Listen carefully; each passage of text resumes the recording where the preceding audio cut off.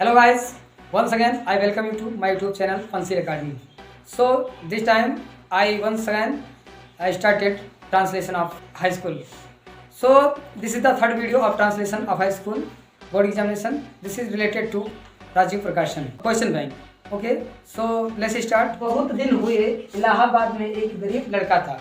ठीक, तो इसमें जो बहुत दिन हुए ये जो शब्द है बहुत दिन हुए, आप लोग कक्षा 7-8 में पढ़े होंगे कि बहुत समय की बात है, एक राजा था उसने ऐसा किया वैसा किया. तो इसका ट्रांसलेशन मतलब इंग्लिश में होता है लॉन्ग एगो. लॉन्ग एगो का मतलब होता है बहुत समय पहले की बात है. तो बहुत समय पहले की बात है मतलब लॉन्ग एगो आपको लिखना होगा. लॉन्ग एगो मतलब बहुत समय पहले की बात है. क्या बात है? इलाहाबाद में एक गरीब लड़का था. ठीक है, तो इलाहाबाद में एक गरीब लड़का था. इसमें जो है डियर का प्रयोग करना पड़ेगा. ऐसे आप लिखोगे कि डियर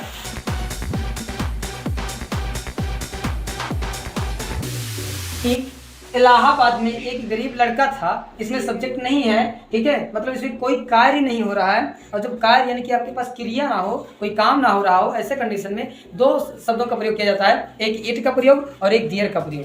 ठीक है, यहाँ पर डियर का प्रयोग होगा कि डियर लिव्ड अ बॉय, एक लड़का रहता था इन इलाहाबाद मतलब इलाहाबाद में. इलाहाबाद मतलब Allahabad.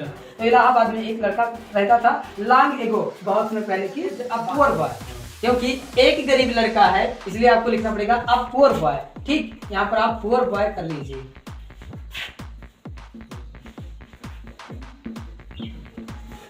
There lived a poor boy, एक गरीब लड़का रहता था. वह अखबार बेचकर अपनी रोजी रोटी कमाता था. इसका ट्रांसलेशन क्या होगा? ही मतलब वह. ठीक है, ही माने वह. जैसा कि मैंने आपको कई बार बताया है कि जैसे सब्जेक्ट लिखो तुरंत आप जो है पीछे से लिखना शुरू कर दो. अच्छा, ऐसा कब लागू होता है? ऐसा तब लागू होता है जब आपके पास वर्ब दिया हो. ठीक है, इसमें वर्ब नहीं था, क्रिया नहीं थी. ऐसे कंडीशन में ऐसा कुछ नहीं हुआ. इसमें क्रिया दिया हुआ है और लगभग 95% सेंटेंस में वर्ब यानी कि क्रिया दिया हुआ होता है. ठीक है, तो इसमें क्रिया है, इस नाते से आप लिखोगे ही. उसके बाद पीछे से लिखना स्टार्ट करो. क्या लिखा है पीछे भैया? ध्यान से देखो. कमाता था. क्या करता था? कमाता था जो है वो पास्ट इंडेफिनिट में है. पास्ट इंडेफिनिट में होने के नाते वर्ब का सेकंड फॉर्म यूज करेंगे. तो ही माने वाह और अर्न माने कमाता था और अर्न का सेकंड फॉर्म ईडी लगा करके बनाया जा सकता है. ही अर्न क्या कमाता था? मनी नहीं कमाता था, रोजी रोटी कमाता था. क्या कमाता था? रोजी रोटी. यानी bread and butter. Bread and butter का मतलब होता है रोजी रोटी. क्या होता है? ब्रेड का वैसे तो हिंदी ब्रेड वाली रोटी होता है, बटर का मतलब मक्खन होता है, लेकिन ब्रेड एंड बटर का मतलब होता है रोजी रोटी, जो कि एक फ्रेज है. ठीक है, तो वह अपनी रोजी रोटी कमाता था. ही माने वाह, कमाना का अंग्रेजी अर्न हो गया, और ब्रेड एंड बटर का मतलब होता है रोजी रोटी. अब क्या बच गया? ठीक है, अपनी रोजी रोटी. क्या लिखा है? अपनी रोजी रोटी. अब आप यहाँ पर हिज लिख सकते हैं. His bread and butter. वह अपनी रोजी रोटी कमाता था. ठीक, क्या? अखबार बेचकर अंग्रेजी क्या होगा? सेलिंग न्यूज़पेपर, है ना. एक वर्ड बताया था आप लोगों को, अगर ध्यान ना तो मैं फिर से बता देता हूँ कि बेचकर, खाकर, पीकर, रोकर, सोकर, पढ़कर, ऐसे कंडीशन में आपको वर्ब में आईएनजी लगाना होता है. उसमें इजेमार वाजिब की जरूरत नहीं पड़ती है. ठीक है, तो क्या हो जाएगा? अखबार बेचकर, by selling newspaper. By selling newspaper का हिंदी होता है अखबार बेचकर. तो सेंटेंस फिर से समझते हैं. ही माने वाह, मैंने कहा सब्जेक्ट लिखने के बाद उल्टा लिखना शुरू करते हैं. कमाना का अंग्रेजी अर्न होता है. ठीक, उसके बाद में रोजी रोटी, अपनी रोजी रोटी, और अपनी रोजी रोटी का अंग्रेजी होता है हिज ब्रेड एंड बटर. उसके बाद में क्या लिखा है? बेचकर अखबार बेचकर, और अखबार बेचकर का अंग्रेजी होता है बाय सेलिंग न्यूज़पेपर. समझ में आया? उसके माता पिता बचपन में ही मर गए थे. तो उसके का अंग्रेजी क्या हो जाएगा? हिज, है ना. हिज कोई सब्जेक्ट नहीं है. हिज पेरेंट्स मतलब उसके माता पिता. इतना बड़ा आपका सब्जेक्ट है. ठीक है, हिज पेरेंट्स माने उसका माता पिता, यानी कि ये हो गया आपका सब्जेक्ट. अब सब्जेक्ट जब हो गया तो फिर पीछे से लिखना शुरू करें. हाँ, लिखना शुरू करें. क्या लिखा है? मर गए थे.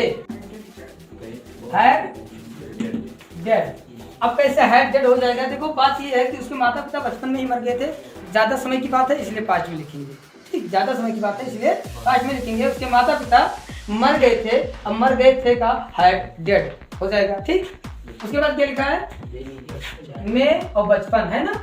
तो में का अंग्रेजी हो जाएगा इन, और ठीक है इन हिज चाइल्डहुड.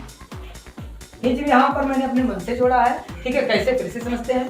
उसके माता पिता हिज पेरेंट्स, ठीक है, मर गए थे बचपन में ही। ज्यादा समय की बात है, इसी नाते से पास्ट में लिखा जाएगा, पास्ट परफेक्ट में लिखा जाएगा, ठीक है। और अगर कम समय की बात होती तो यही पहचान के साथ आप पास्ट परफेक्ट में लिख सकते थे, ठीक है। तो उसके माता पिता हिज पेरेंट्स हैड डेड मतलब मर गए थे, इन मतलब में, और बचपन मतलब चाइल्डहुड मतलब बचपन में ही मर गए थे।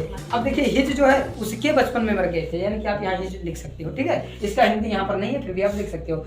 वह अनाथ था, हो जाएगा इसका ट्रांसलेशन, ही वाज एन, वह अनाथ था का ट्रांसलेशन होगा ही वाज एन ऑर्फन।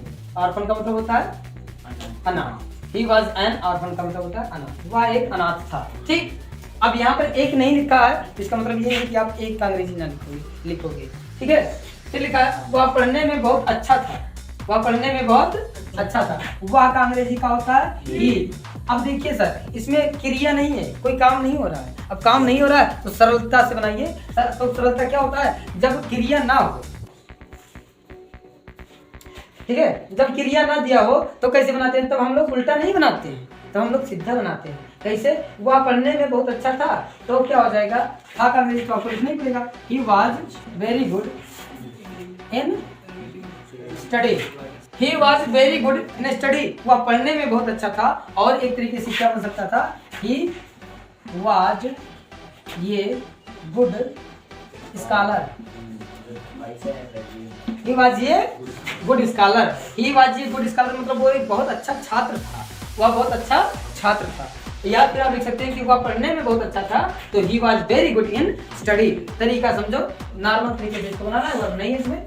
फिर लिखा है उसे भीख मांगना, दूसरों से सहायता लेना अच्छा नहीं लगता था, ठीक है। अब अच्छा नहीं लगता था पास्ट इंडेफिनिट में है, इस टेंस में है, पास्ट इंडेफिनिट टेंस में है। संदीप बताइए, he did not, क्या चीज, भीख मांगना, ठीक है।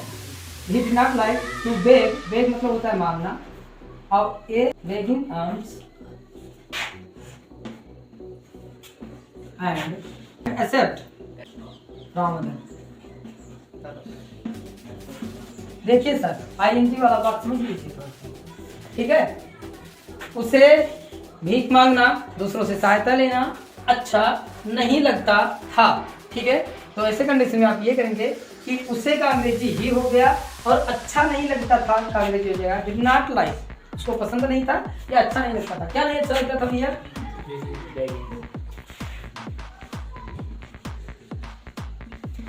उसको अच्छा नहीं लगता था। भीख मांगना, टू बेगिंग। अब ये जो बेगिंग का अगर मैं बेग लिख दूं तो मांगता हो जाएगा, अगर मैं बेगिंग का बेग लिख दूं तो मांगता हो जाएगा, और सहायता लेता हो जाएगा, ठीक है। इस नाते से ये भी उसी कैटेगरी के अंतर्गत है जो मैंने अभी बताया, सोकर उठकर जागकर वाले में। टू बेगिंग मतलब, टू बेगिंग आर्म्स मतलब भीख मांगना, टू बेगिंग आर्म्स का मतलब होता है भीख मांगना। एंड एक्सेप्ट और स्वीकार करना, हेल्प मतलब मतलब दूसरों से, और दूसरों से सहायता लेना उसको पसंद नहीं। उसने मन ही मन निश्चय कर लिया था, ठीक है। उसने मन ही मन निश्चय कर लिया, साइड में तो उसने निश्चय कर लिया था, अपने ही मन में डिसाइड मन निश्चय किया। उसने मन ही मन निश्चय किया, ही मतलब उसने, और डिसाइड मन निश्चय किया, इन हिज माइंड मतलब अपने मन में, उसने अपने मन में निश्चय किया। क्या निश्चय कर लिया कि दैट अखबार बेचकर वो अपना खर्च निकालेगा। अखबार बेचकर, बाय सेलिंग, है नहीं, by selling news, by selling newspaper मतलब न्यूज़पेपर को बेच करके, ठीक है, क्या करेगा, अपना खर्च निकालेगा, वह अपना खर्च निकालेगा। ही विल अर्न, अर्न मतलब निकालेगा, और निकालेगा क्या मतलब होता है, कमाना। अर्न